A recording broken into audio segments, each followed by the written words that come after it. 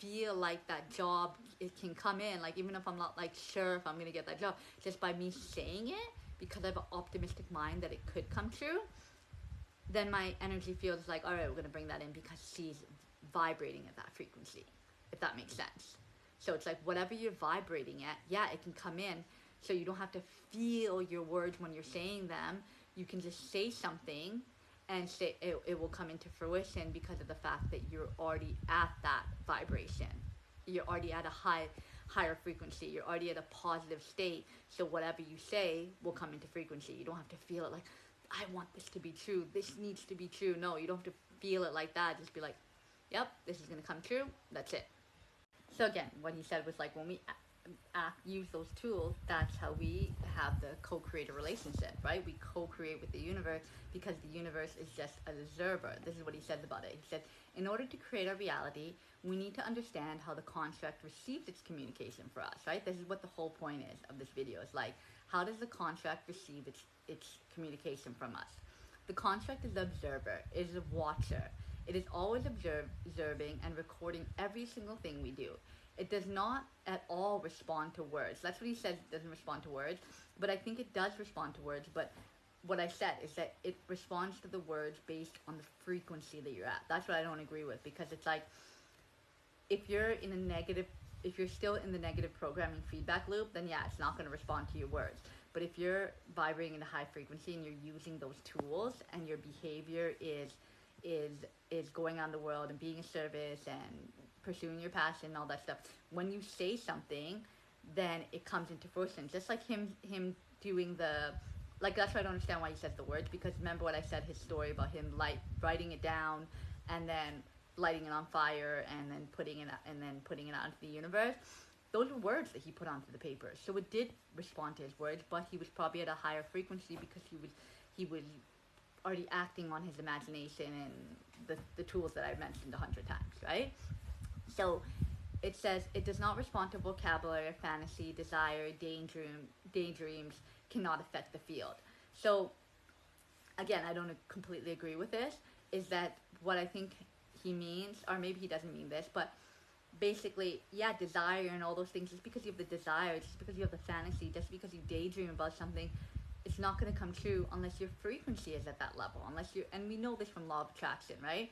Unless your frequency is vibrating at that. But how do you get your frequency to vibrate at that? Not just by thinking positive thoughts and whatnot. No, it's by acting on your imagination, humor, things I just mentioned. That's how you get your frequency to vibrate at that. If you're not doing those things and you're constantly being reactive to your environment and getting annoyed and getting frustrated, then no, your manifestations, you're just blocking your even scarcity mindset.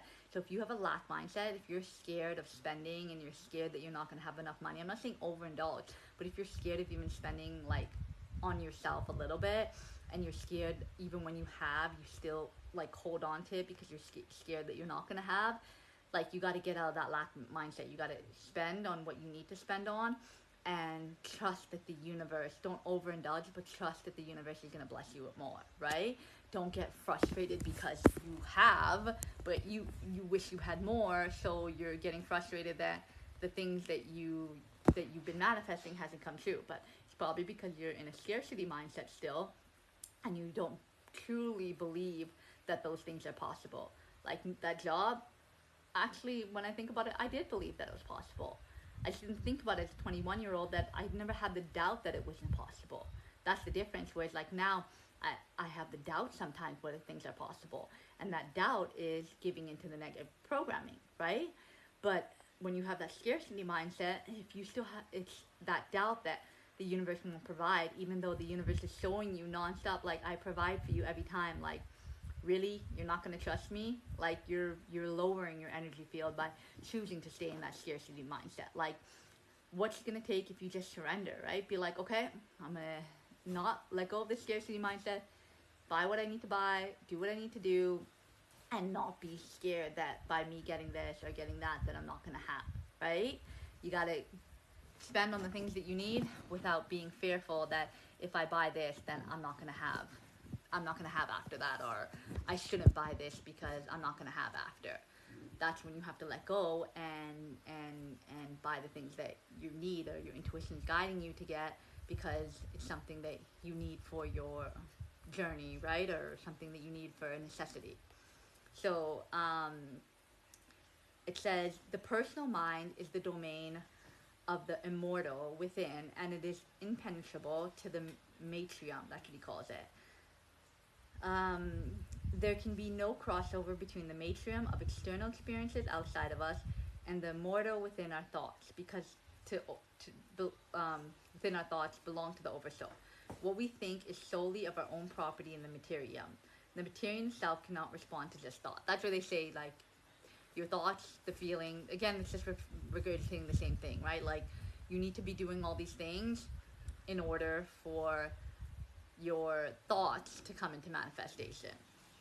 And the construct is a mirror of the divine. The construct is always only watching itself. Watching itself means us too, because of the fact that our soul is a part of the oversoul.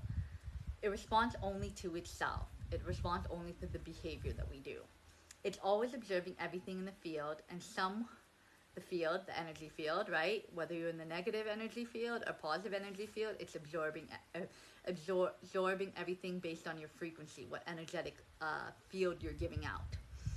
And some of the things it's observing in the field is this very avatar immortals are wearing inside the contract, and the only way the contract can ever understand the trajectory a soul is by whatever the soul is doing with its avatar, because the avatar is a borrowed phenomenon. It does not belong to the mortal within. It belongs to the construct. Our body is made up of the materium. The construct itself is observing other aspects of itself as it learns more about us. So again, it's saying that whatever we do with this avatar, whatever behaviors we do, then the oversoul can predict what our next action was going to be.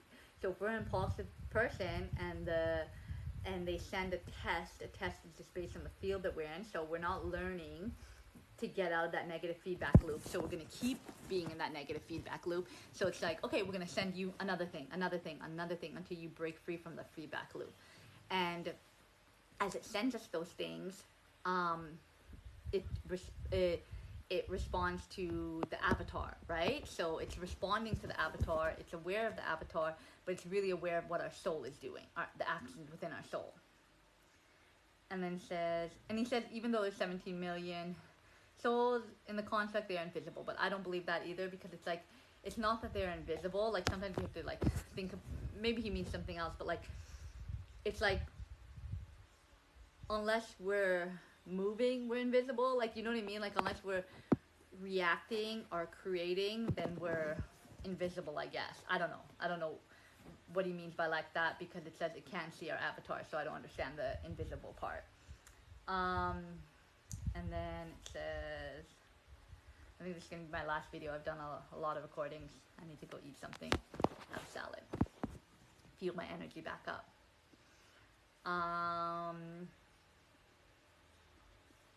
The contract can only know what they're doing by the behavior. Yeah, so again, it's invisible, but when you're behaving, like what you do, it knows what you're doing. The behavior is ascertained by what they're doing with the parts of the contract that are borrowing for the utility of the passage. So, what I said, immortal soul connected to oversoul. So, what we do with our avatar, based on what our soul is doing, which is borrowed from the oversoul, is how it knows what we're doing, because we are a part of it, right? And there can be an avatar of your body. The key to construct navigation, to the sensation, the stopping of providing energy to the feedback loops of dungeon programming, it is simply the pattern break. This is how a soul switches off from being reactive to all external stimuli, which are all in the field and produced by the contract. This is how the switch is made. This is how the pattern break to which and then the soul actually becomes the powerhouse of divine creativity. So again, just regurgitating everything, and then I'm going to end on that, is that we got to stop giving into the feedback loop by not giving into the negative, reacting to the negative stimuli, and focusing on creating in all aspects. And then I'm so tired, I'm done. And then we will be able to manifest everything that we want. So I hope this information helped. As I get more information by him, I will share it. And even if I'm not feeling the greatest, I'm gonna start, and the first part of my video will probably be drained, and then as I get into it, you'll see the more upbeat me. So yeah, take care, bye.